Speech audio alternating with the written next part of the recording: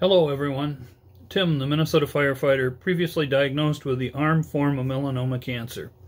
Moving forward, I consider myself a cancer survivor. December 23rd marked the 3-year anniversary of starting immunotherapy treatment, and December 21st was 1 year since my last infusion with nivolumab. To me, it seems like a pretty big deal, especially since I now have a better understanding of the major milestones since starting this journey. When being treated for cancer, you need to learn early on to ask questions and make sure you understand what is being said. Words have meaning, and it's important to clarify what doctors are saying as you head into and through treatment. In my case, in October of 2019, I didn't grasp what it meant to be told that I had total response to treatment. I asked if that meant cancer was in full remission and got the, well, duh, total response meant you were in remission. Well, that is good news. I just assumed that treatment was controlling the cancer, but didn't understand that it meant full remission. 2021 has been a year of incredible challenges as I struggle with an inflammatory response to the immunotherapy treatment. It was strange to have very little trouble with the actual immunotherapy, or so I thought.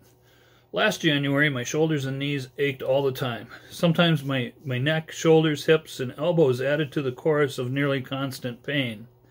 It seemed like I could barely manage sleeping more than 45 minutes at a time. My response to anyone asking how I slept on any given night would be to tell them that I had a series of 45-minute naps, because it was rare to sleep more than an hour without having to get up, readjust, and try to get back to sleep. I tell people that 2021 was also the year that I traded in my oncologist for a rheumatologist.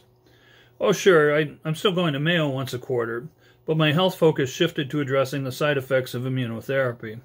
I feel extremely fortunate to have found my way to a rheumatologist that understands my situation and has created a successful treatment plan. I started taking methotrexate last spring. It takes time to build therapeutic levels of methotrexate in the bloodstream, so the effect on the immunotherapy inflammatory syndrome was not immediate. Even knowing that it takes time, it didn't feel like I was making enough progress in my pain management. In August, we increased the dosage, and I felt like there was significant improvement in my aches and pain by the end of September. Inflammatory syndrome doesn't come on all at once, but rather it sneaks up on you a little bit at a time. I attributed many of my aches and pains to an active lifestyle, including being a firefighter and heavy weightlifting over the course of my entire adult life.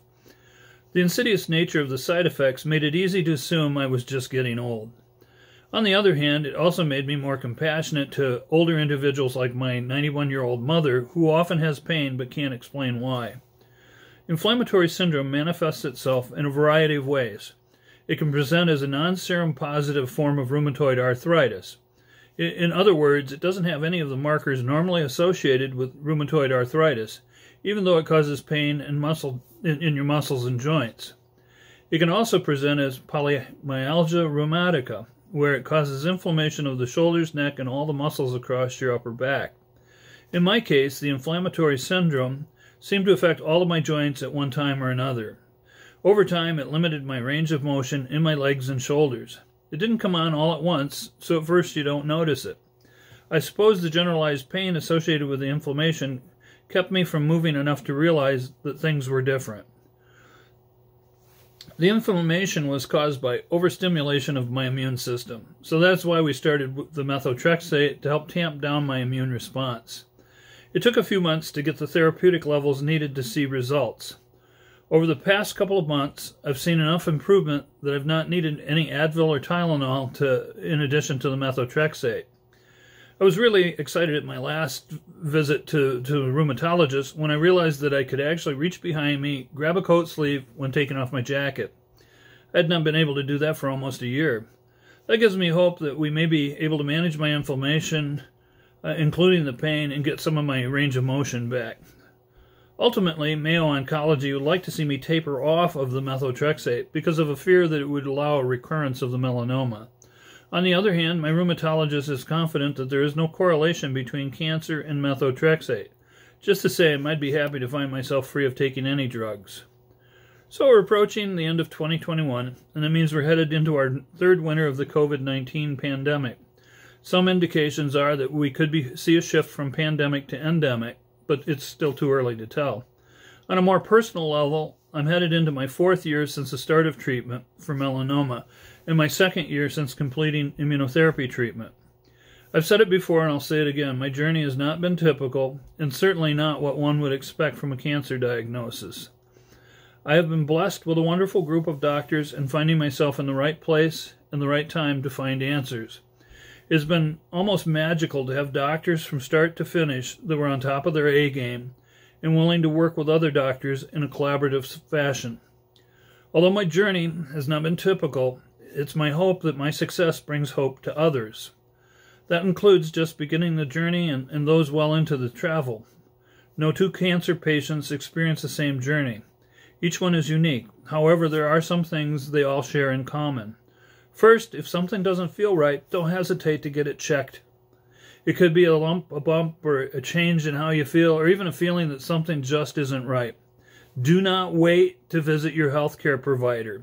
Early detection is so important to successful treatment that I cannot overstate the importance. Far too often, individuals wait too long, and that delays properly addressing what is happening to your body. Second, it's okay to do your own research, but always remember that nothing on the internet is current. Important studies and improvements in the treatment of cancer are occurring daily and sometimes at a blinding rate. In my case, independent research just might have saved my ass, because I understood the severity of my condition and the available options. Third, make sure you are actively listening when you visit with your healthcare providers.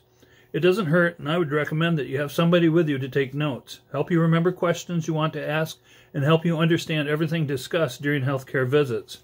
Better yet, I firmly believe that a second person will help ground you and allow you to advocate for your best treatment options. Having someone with you that you trust and understands you can help you keep a clear head and avoid confusion. Sometimes the doctor visits can be overwhelming and you can feel off balance. In my case, my chief of home operations filled the role of scribe to take notes and improve the likelihood that I would remember to ask questions. They also help your focus on what has already been said and decisions you are willing or will be making. Sometimes the amount of information is quite overwhelming and it's hard not to get confused. I suppose I sound a little preachy, but that's okay. I have good reasons. So as we head into 2022, I wish everyone all the best and will continue to post updates on my journey as a cancer survivor.